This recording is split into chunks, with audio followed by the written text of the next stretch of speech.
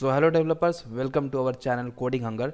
तो दोस्तों पार्ट 1 में हम लोगों ने बेसिक ऑफ HTML के बारे में पढ़ा था, इंट्रोडक्शन लिया था उसके बारे में कि HTML होता है क्या है, किस तरह से काम करता है और उसका एक नॉर्मल सा स्ट्रक्चर किस तरह से होता है। तो हम लोगों ने उसको कोडिंग करके देखा था। तो अब इस वीडियो में, आज के वीडियो में हम लोग सीखेंगे बेसिक HTML एलिमेंट्स। तो आज हम लोग जानेंगे HTML एलिमेंट्स होते क्या है, उसके साथ फिर टैग्स क्या होते हैं, तो हम लोग ये जानेंगे। तो चलिए विदाउट एनी डिले स्टार्ट करते हैं। उससे पहले अगर आप लोग नए हैं मेरे चैनल पर तो मेरे चैनल को सब्सक्राइब कर दें, मेरे वीडियोज़ को लाइक कर दें और अपने दोस्तों में भी शेयर करें।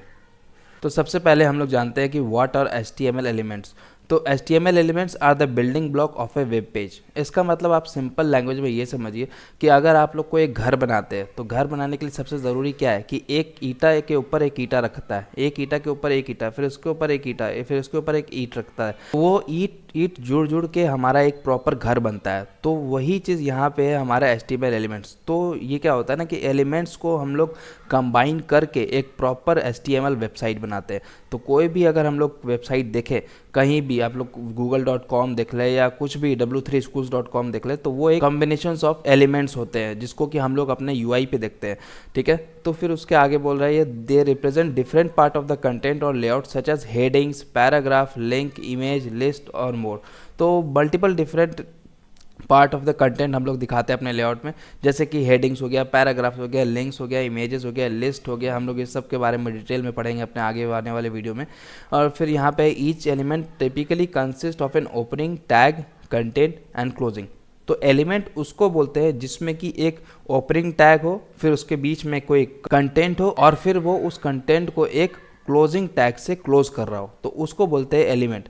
तो आप लोग देख सकते हैं स्ट्रक्चर ऑफ एन एलिमेंट, हम लोग देख सकते हैं HTML का कि an HTML element usually consist of 3 parts.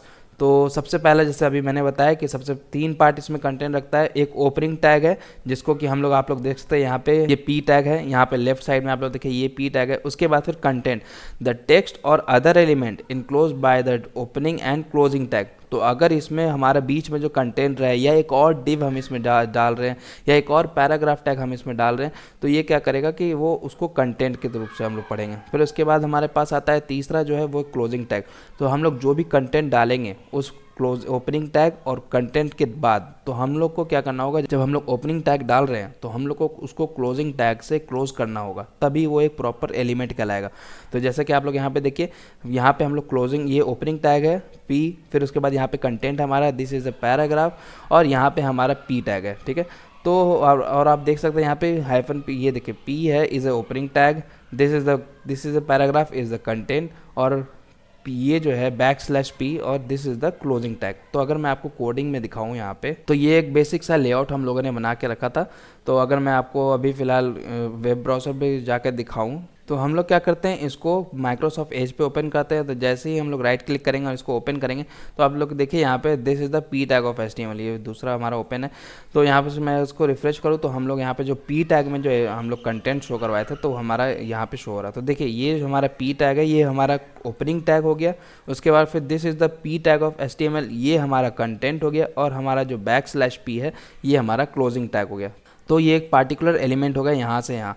और अगर ये बेसिकली एक बहुत इंपॉर्टेंट क्वेश्चन है जो कि इंटरव्यूज़ में पूछते हैं कि what is the difference between element and tags. तो आप लोग देख सकते हैं कि एक टैग जो है वो पार्टिकुलर एक, इसको हम लोग सिर्फ P टैग बोलते हैं। जैसे कि हम लोग हेडर टैग, अगर हम लोग देखेंगे अभी आगे, तो हेडिंग टैब में हम लोग क्या करते हैं कि H1 डालते हैं और उसमें हम लोग करते हैं H1 जो हो गया वो हमारा टैग हो गया, और उसके अंदर में जो हमारा क्लोजिंग जो कंटेंट होगा, और फिर उस कंटेंट को हम लोग क्लोज ब्रैकेट से क्लोजिंग टैग से उसको बंद करेंगे, तो ये पूरा जो कॉम्बिनेशन होगा तो उसको एलिमेंट बोलते हैं। तो ये हमारा सिर्फ जो आप लोग P देख रहे हैं ये हमारा टैग हो गया जिसको हम लोग बोलते हैं P टैग, और ये जो हमारा टोटल कॉम्बिनेशन होगा इसको बोलते हैं हम एलिमेंट। तो ये दोनों के बीच का डिफरेंस सिंपल सा है, हम लोग को और कुछ नहीं बताना, बस इसको इंटरव्यूअर के सामने बता देना है। ठीक है, फिर अब हम लोग चलते हैं हमारे पास, ये नेक्स्ट स्लाइड में हम लोग चलते हैं। तो उसमें सबसे पहला आता है हमारे, अगर मैं बैक चलूँ तो आप लोग को हमारे पास जो है वो एक और हेडिंग टैग आता है। तो मैं हेडिंग टैग के बारे में आपको दिखा देना चाहता हूँ। तो हम लोग चलते हैं यहाँ पे, और यहाँ पे P टैग के नीचे हम लोग यहाँ पे एक हेडिंग है, टोटल 6 टाइप के हेडिंग टैब होते हैं। ठीक है, तो हम लोग यहाँ पे H1 देते हैं। ओके, H1 में हम लोग देते हैं हेडर H1, ठीक है। H1 जो होता है वो हमारा, इसका जो थोड़ा सा फॉन्ट साइज बड़ा होता है as comparison to other one, H2, H3, H4, H5, H6। तो हम लोग H6 तक ये हेडर टैग होता है। तो हम लोग यहाँ पे सारे को पहले प्रिंट, अभी फिलहाल हम लोग H1 को जो है प्रिंट कराते हैं। तो हम लोग सेव कर दिए। सेव करने के बाद अब हम लोग यहाँ चले और पेज को रिफ्रेश करें तो आप लोग देखिए हेडर जो है हमारा अब यहाँ पे इस तरह से शो हो रहा है, ठीक है। तो ये हो गया हमारा हेडर टैग। अब हम लोग क्या करते हैं कि हम लोग H2 का यूज़ करते हैं। H2 में हेडर 2 डाल के देखते हैं। हेडर 2 हम लोगों ने डाल दिया। अब सेव करते हैं और यहाँ पे अगर चले तो देखिए ये जो हेडर 2 का जो फॉन्ट साइज़ है वो थोड़ा सा कम है एज कंपेरिजन टू हेडर 1। तो ये हम लोग डिफरेंस लगाते हैं यहाँ पे H2, H3। तो इसी तरह से हमारा H3 होता है हेडर 3। तो जल्दी से मैंने यहाँ पे 6 हेडर का ले लिया है, H1, H2, H3, H4, H5, H6 tag तक ले लिया है। अब देखिए मैं इसको सेव करता हूँ।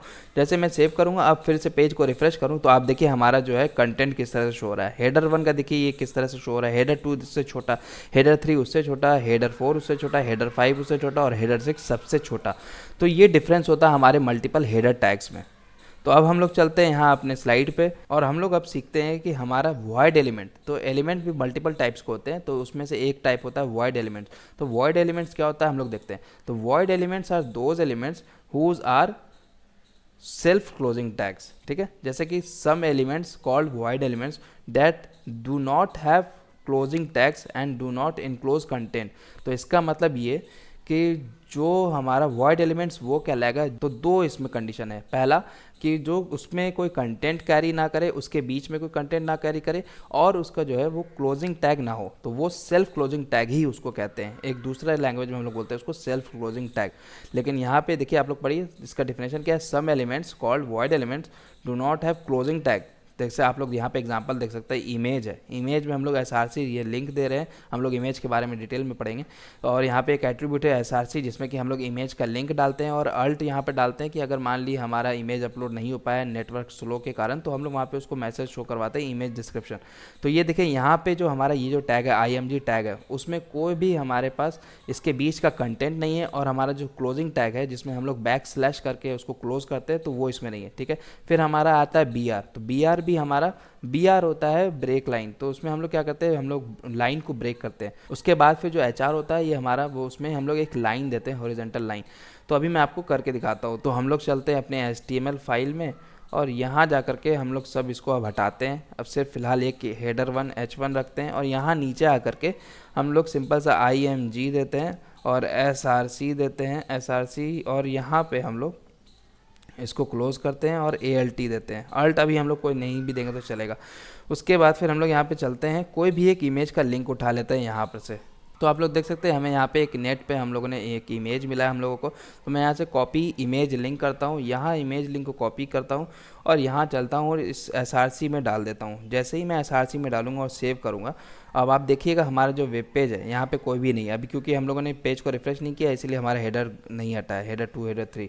तो अब मैं अगर पेज को रिफ्रेश करूँ तो जैसे पेज को रिफ्रेश किया आप लोग देखिए हेडर 1 के नीचे हमारा इमेज आ गया है। इस इमेज को हम लोग CSS स्टाइलिंग्स दे करके, जब हम लोग इसमें स्टाइलिंग सीखेंगे तो CSS स्टाइलिंग देके हम लोग इसको विथ कम करेंगे और हाइट भी कम करेंगे। अभी फिलहाल ये इस तरह से दिख रहा है। तो इस तरह से हम लोग दोस्तों इमेज टैग का यूज़ करके हम लोग अपने वेब पेज पे इमेज को अपलोड करवाते हैं, जो कि एक सेल्फ क्लोजिंग टैग है जिसको हम लोग बोलते हैं वॉइड एलिमेंट्स, ठीक है, वॉइड एलिमेंट्स। अब हम लोग यहाँ पे BR, अब मैं यहाँ पे जैसे इसको कमेंट करता हूँ, अभी हमें इमेज नहीं शो कराना।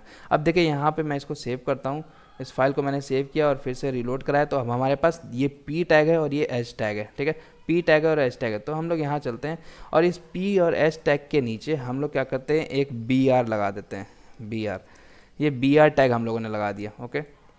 अब मैं सेव करता हूँ, सेव किया मैंने। अब देखिए ये BR क्या करेगा, देखिए इस दोनों के बीच का स्पेस अभी देखिए कितना है, ठीक है। अब मैं अगर पेज को रिफ्रेश करूँ तो ये देखिए स्पेस को बढ़ा दिया। इसका मतलब क्या, ये एक लाइन ऐड कर दिया है इस दोनों के बीच में। तो अगर मैं आपको यहाँ पे इंस्पेक्ट करके दिखाऊँ, हम लोग इस तरह से एलिमेंट को इंस्पेक्ट करते हैं, यहाँ से जाएंगे और इसको सेलेक्ट करेंगे यहाँ पे। तो आप लोग देखिए यहाँ पे BR जो है हमारा एक एम्प्टी लाइन हमारा शो कर रहा है, ठीक है।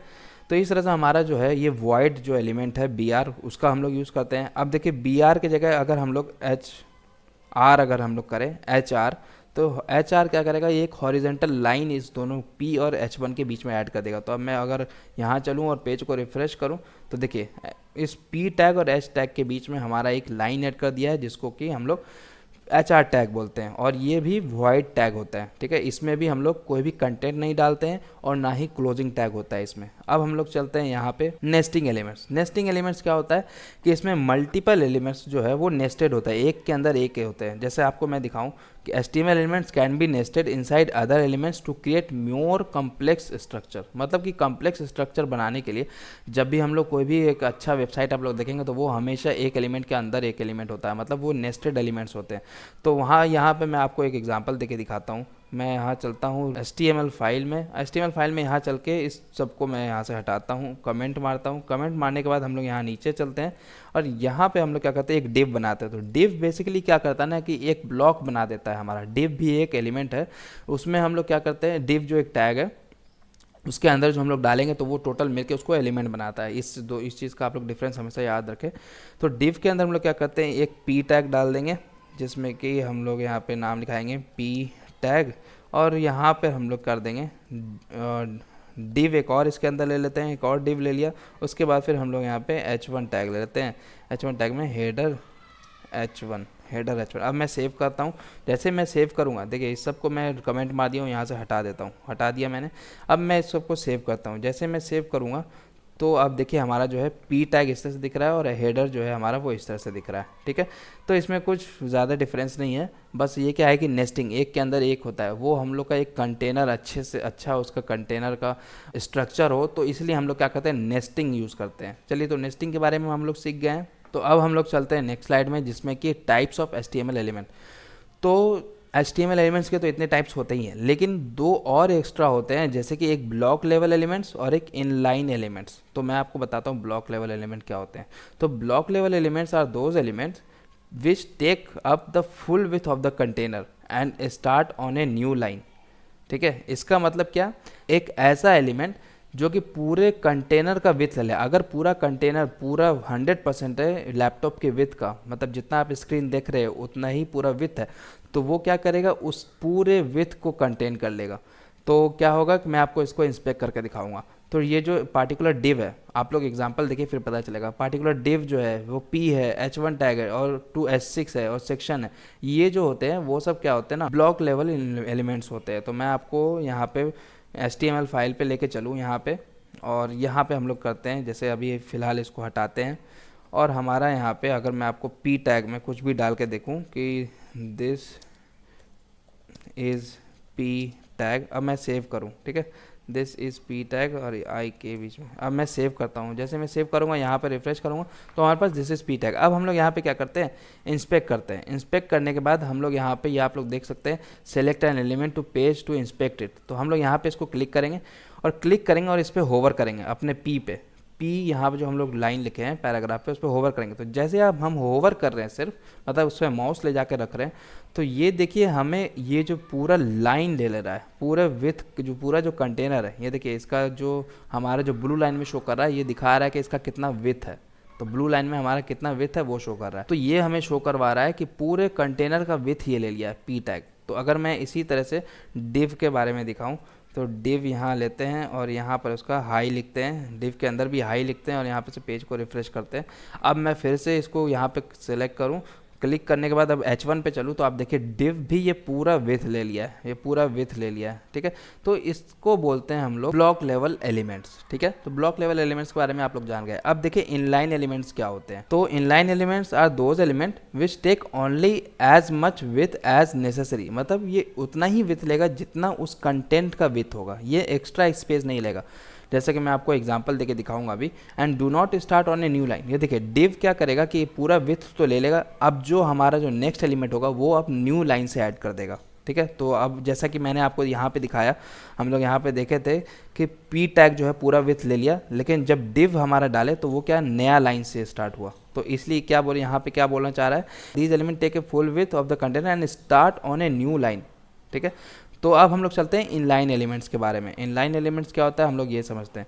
तो वही केस इनलाइन में नहीं होता है, अपोजिट होता है। ये उतना ही स्पेस लेता है जितना इसको कंपलसरी है। जैसे मैं आपको दिखा दूँ, हमारा ए टैग है स्पैन, जब भी मैं स्पैन टैग का देके दिखाता हूँ तो हम लोग यहाँ चलते हैं और इसमें जो है हम लोग स्पैन टैग यूज़ करते हैं। यहाँ देखिए इस सबको हटाते हैं, इन सबको हटाने के बाद हम लोग स्पैन लगाएं। स्पैन में यहाँ पे हाई लिखे, अब मैं सेव करता हूँ। जैसे मैं सेव करूँगा अब आप देखिएगा हम लोग यहाँ पे स्पैन में हाई लिखा हुआ देख रहे हैं। अब यहाँ पे हम लोग चलेंगे, इसको सिलेक्ट करेंगे और इस पे होवर करेंगे। तो जैसे देखिए जैसे ही मैंने होवर किया इस पे, तो ये जो ब्लू लाइन है, जो ब्लू बैकग्राउंड है यहाँ पे, ये देखिए ब्लू बैकग्राउंड है, इस पे होवर करने के बाद तो ये कितना विथ ले रहा है, ये उतना ही विथ ले रहा है जितना इसके अंदर का जो कंटेंट है, जितना विथ लिया हुआ वो बस उतना ही ले रहा है, अदरवाइज कोई दूसरा विथ नहीं ले रहा है। अगर मैं आपको एक और स्पैन ऐड करके दिखाऊँ यहाँ पे, तो स्पैन ऐड करके दिखाऊँ तो इसमें सेकेंड स्पैन अब मैं सेव करूँ इस फाइल को और यहाँ चलूँ और पेज को रिफ़्रेश करूँ। जैसे पेज रिफ़्रेश करूँगा तो देखिए ये उसी लाइन से ऐड कर दिया हमारा, लेकिन वो उधर किस केस में हो रहा था, उधर क्या हो रहा था, उधर हमारा नेक्स्ट लाइन में ऐड कर रहा था। तो इसलिए हम लोग यहाँ पे इसको बोलते हैं इनलाइन एलिमेंट्स। तो ये सारे क्या करता है ना कि इनलाइन, एक ही लाइन में अगर हम लोग चाहे तो इसको ऐड कर सकते हैं, कोई नया लाइन ऐड नहीं करता है। तो अब हम लोग चलते हैं कंक्लूजन की तरफ। तो कंक्लूजन हमारा ये है कि HTML elements define the structure and content of a web page. तो जैसा मैंने पहले ही बता दिया था कि ये जो है स्ट्रक्चर डिफाइन करता है और कंटेंट, वेब पेज का कंटेंट किस तरह से हमें शो करना है, सारा चीज़। फिर understanding how to use and nest these elements correctly is a fundamental to creating well structure and accessible web page. तो जैसे मैंने बताया कि जो हम लोग इसको नेस्टिंग के द्वारा हम लोग एलिमेंट्स को नेस्ट करते हैं, फिर हम लोग मल्टीपल डिव के अंदर डिव डालते हैं, फिर और डिव के अंदर इमेज टैग डालते हैं, मल्टीपल टैग हम लोग जो भी टैग डालना चाहे डाल सकते हैं, जिससे कि हमारा वेब पेज जो है ब्यूटीफुल लगे। तो ये होता है इसका कंक्लूज़न। तो आज का वीडियो फ़िलहाल इतना ही। अगले पार्ट में हम लोग सीखेंगे टेक्स्ट फॉर्मेटिंग टैग्स। तो हम लोग किस तरह से टेक्स्ट में स्टाइलिंग दे सकते हैं, जो कि HTML टैग हमें अलाउ करता है स्टाइलिंग देने का, तो वो हम लोग सीखेंगे। तो चलिए दोस्तों, आज के वीडियो में फ़िलहाल इतना ही। Tata bye bye.